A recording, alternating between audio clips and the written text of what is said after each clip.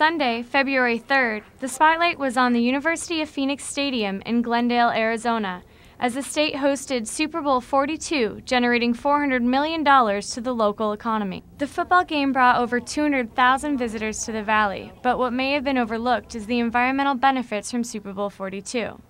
Jack Groh, the NFL Environmental Program Coordinator, explains. 15 years ago, the league decided to start looking at the impact, the environmental impact of the events and activities that we have with Super Bowl. And the original idea was to look at incorporating environmental principles as a way to make events run more efficiently. And I think over the last 15 years, we found that if we do that correctly, it really is true that it's more cost effective and it's more efficient to run events if you incorporate environmental principles. That is, if you do it correctly. The NFL Environmental Program worked with Arizona government agencies and other private companies to make this Super Bowl the greenest. It's the first time we've had this type of partnership at that level with a state environmental organization.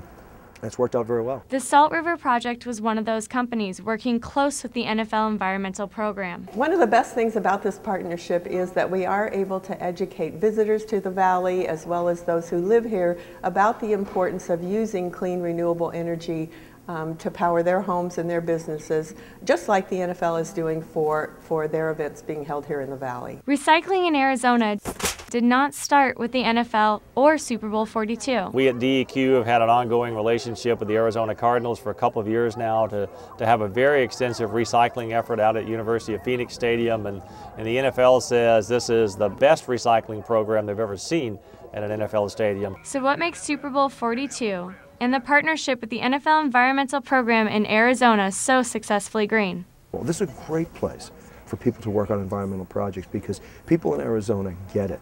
They understand environmental issues so much more than many other places in the country. One of the goals of this environmental program is to plant trees to combat the greenhouse gases emitted from the influx of cars and planes traveling to the Valley for this event.